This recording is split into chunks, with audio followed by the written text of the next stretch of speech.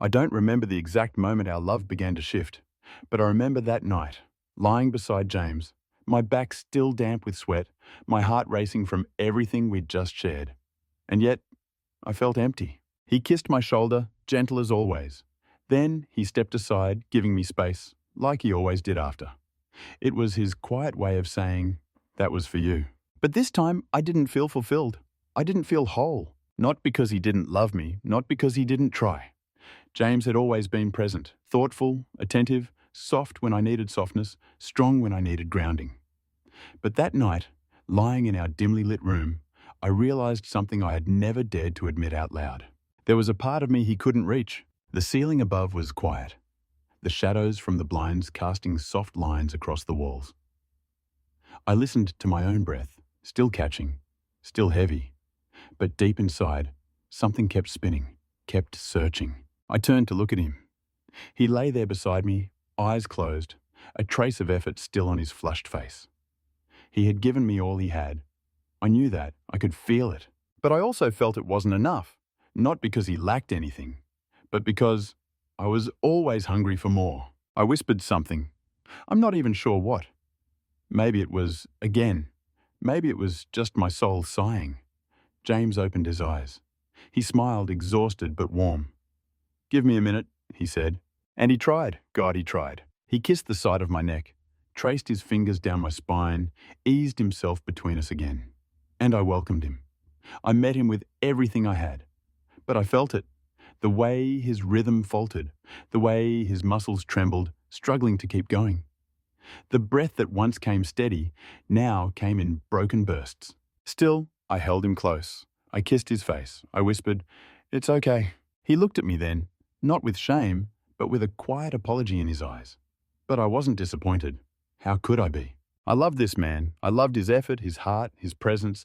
But in me, something still burned. Something untouched. And for the first time in 12 years of marriage, I understood something that terrified me. Maybe love, deep, devoted love, isn't always enough to satisfy every part of a woman. The next morning, I got up earlier than usual. I stood in the kitchen, still wearing James's old t-shirt, my second cup of coffee, warming my hands. The Seattle sunlight poured softly through the window, barely enough to light the room, but just enough to make everything feel still. I was thinking about the night before, not with regret, but with a quiet knowing. Something had shifted. Something unspoken had finally made its way to the surface. James walked in, hair messy, eyes half open, his usual sleepy self. But there was something different in how he moved, not tired, not confused, focused. He poured himself some coffee, then leaned against the counter across from me. He didn't say anything at first. He just looked at me, long enough for me to feel it, not the stare, but the weight of what he wasn't saying. Then he asked it, "Do you ever feel like I'm not enough?" The question didn't land like a wound. It wasn't angry. It wasn't insecure. It was open, curious, brave. I didn't answer right away. Not because I didn't know the answer, but because I didn't want to hurt him with it. He waited. I finally said, "No, you give me everything. I feel that. I love that." He nodded slowly like he already knew. Then he looked straight at me and said something even harder. "But it's still not enough, is it?" I froze. He had seen it. Felt it. That lingering hunger in me I tried so hard to cover up.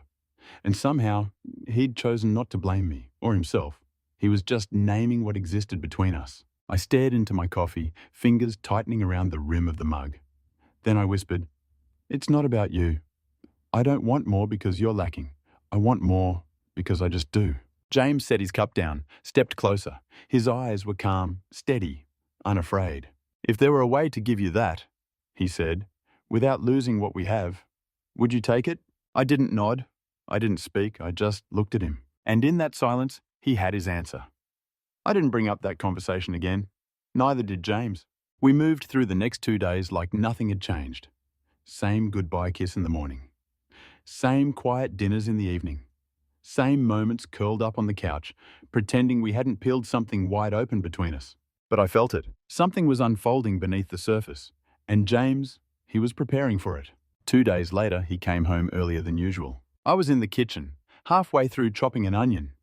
The sting still clung to my fingers when I heard the front door open. But it wasn't just one pair of footsteps. There were several. I turned around, knife still in my hand, and froze. James walked in first. Behind him, 5 men. Strangers, dressed casually, clean-cut, composed. They stepped inside like they belonged, like they'd been here before. They removed their shoes at the door. Coats half unbuttoned, faces calm, movements intentional. I blinked. Dinner's not ready yet, I said, half laughing, unsure if this was some strange surprise or a bizarre joke. James placed his keys on the counter and replied calmly, "They're not here for dinner."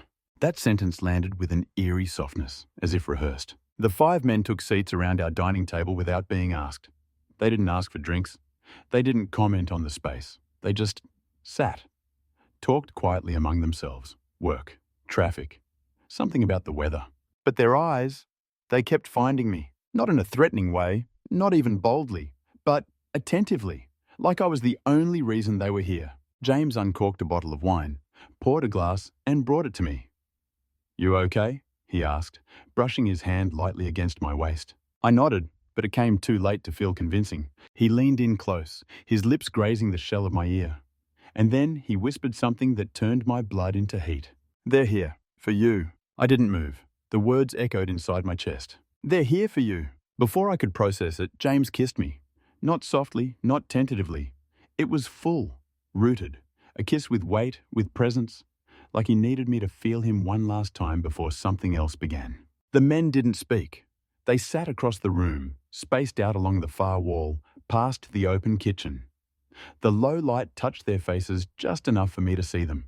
Curious, still, watching. James's hands moved with purpose. One slid beneath the hem of my shirt. The other rested on my hip. He lifted the fabric over my head with the same ease I'd felt 1,000 times before. But everything about this moment felt different, measured, exposed, and completely out of my control.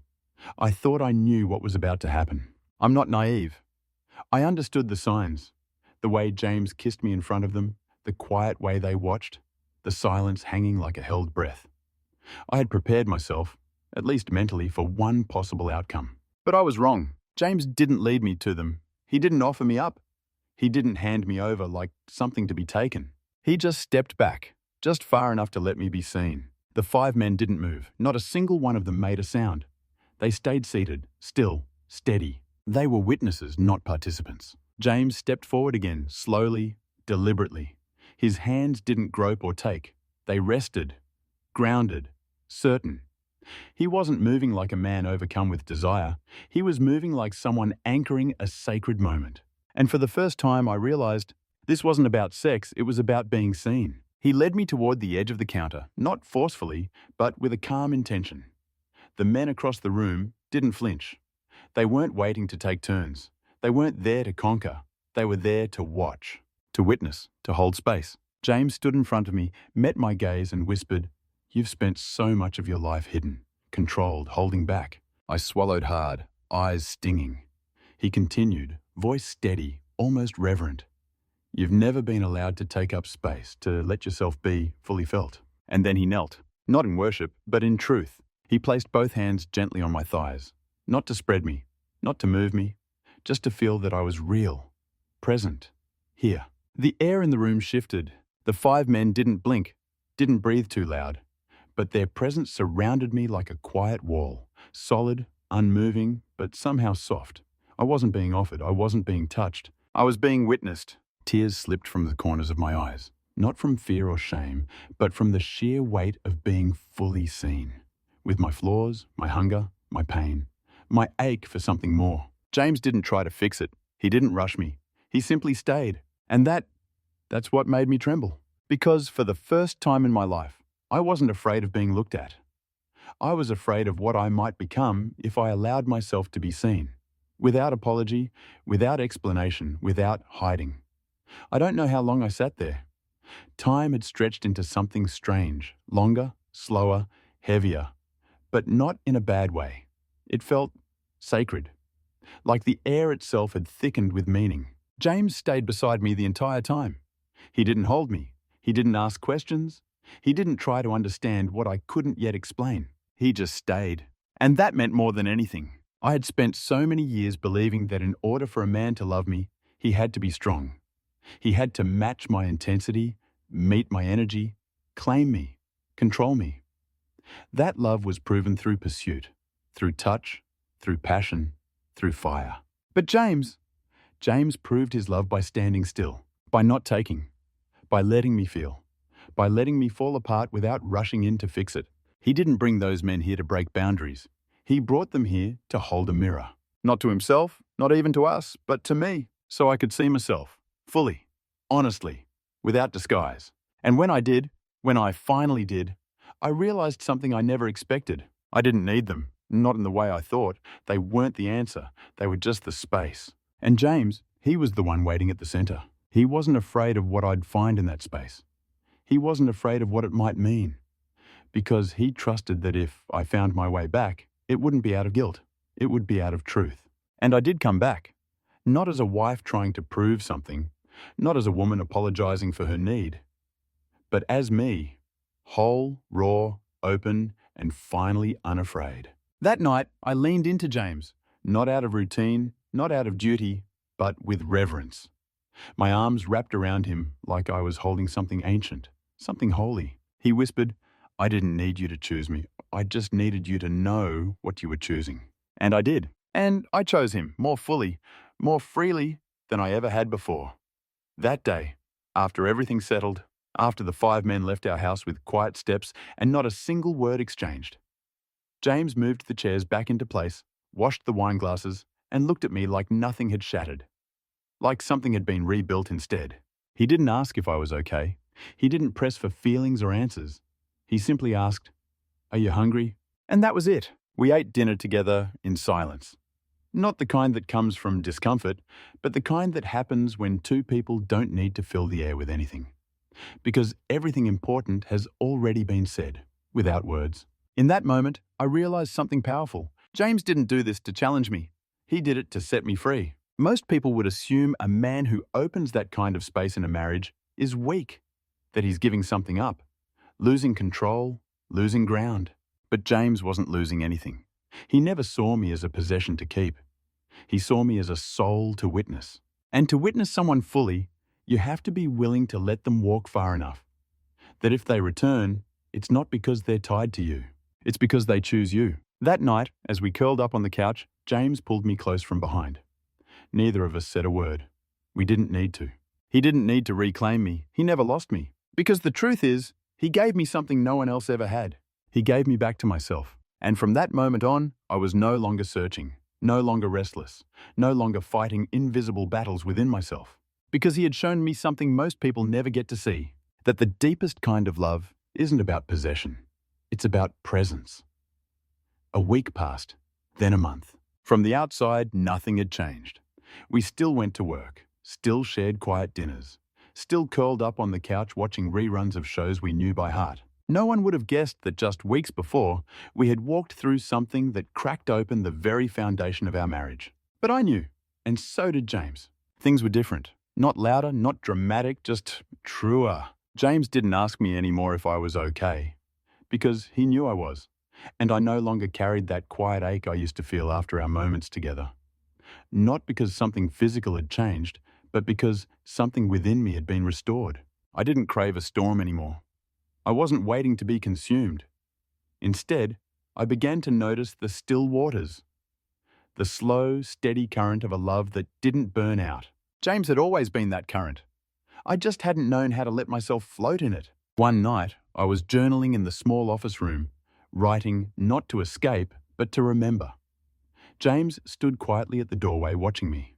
When I looked up, he didn't speak, but something in his eyes held a question, a gentle one, a hopeful one. I didn't say a word, I just smiled, a small smile, but it was enough to say, "I'm still here. I came back, and I'm not leaving again." We weren't the same couple from our 20s, wild, hungry, thinking passion was the whole point. We had crossed a threshold. We had seen each other in our rawest form. And instead of turning away, we had stayed. No judgment, no fear, just a deeper knowing. We weren't in love with the idea of each other anymore. We were in love with the truth of who we had become, separately and together. I used to think love was about holding on, that if you didn't hold tight, if you didn't cling, someone might slip away. And if they did, it meant they were never yours to begin with. But now I know that's not true. James didn't hold me tight. He didn't try to bind me with fear or guilt or loyalty. He didn't protect me by building walls. Instead, he did the unthinkable. He stepped aside, not because he didn't care, but because he cared more than most would ever dare. He didn't see me as something to be kept. He saw me as someone to be trusted. Trusted to explore the parts of myself that had been silenced. Trusted to speak the hunger I had been too ashamed to name. Trusted to leave, if I needed to. And trusted to return, if I chose to. And I did. I didn't come back out of obligation. I didn't come back because it was expected. I came back because I had been given something rare. The space to find myself, without losing us. That kind of love doesn't demand. It invites. It doesn't control. It allows. And in that allowing, it becomes stronger than any promise or vow. That night, long after the silence settled and sleep tugged at us both, I lay next to James, his arm draped over my waist, his breathing steady against the back of my neck. He didn't know I was awake. He didn't know I was crying. But I was. Not from sadness, but from a fullness I had never known before. I wasn't missing anymore. I wasn't reaching anymore. I wasn't aching for something unnamed. I was home, in myself, in him, in us. Not every man is brave enough to do what James did. To stand still, to watch, to open the door and let his partner walk through it, not knowing if she'll return. But the men who do, they don't lose their woman, they help her come back, whole, awake, and entirely hers.